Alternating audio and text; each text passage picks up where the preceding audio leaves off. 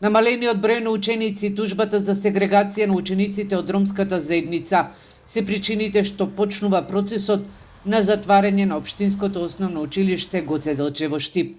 2 години е работено на стратегијата за реорганизација и оптимизација и локалната и централната власт тврдат дека наставниот кадар нема да остане без работа.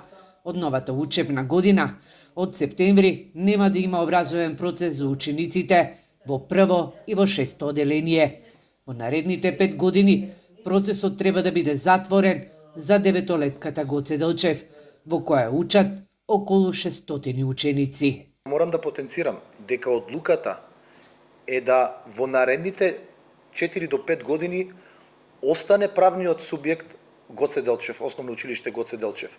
И во наредните практично 4-5 години ќе се одвива настава во основното училиште Гоце Делчев, но како ќе завршуваат генерациите, така наставниот кадар ќе се превзема во останатите училишта по основ на пензионирање, нема да внесуваме нови наставници во системот и да правиме суфицит и превработеност, туку ќе го искористиме веќе постоечкиот потенцијал. Според бројот на ученици и наставници на ниво на Штип, просекот е еден наставник да има 9 ученици. Министерката за образование и наука Весна Јаневска истакна дека сите ученици од училиштето Гоце Делчев ќе го продолжат својот образовен процес во многу подобри услови и во многу подобра социјална средина.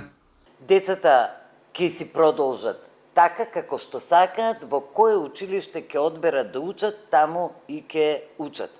Во овој 5-годишен план во Штип се предвидени околу 80 пензионирања, што значи наставниците и од ова училиште и од другите училишта ќе си го добиваат своето место соодветно на пензионирањата и доколку и во иднина бројот на ученици се намалува.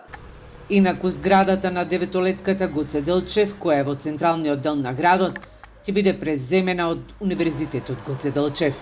Стоматологија е дел од факултетот за медицински науки, на кој што е планирано да се направи поликлиника, која што би била специјално дизајнирана за да можат студентите да остваруваат практична работа, но истовремено и да даваат услуги кон ранливите и социјалните категории на граѓани. Процесот на затварање на училишта низ источниот регион се одвива континуирано изминатите години, бидејќи училиштата кои се пред се во руралните средини остануваат без ниту еден запишан ученик во прво оделение.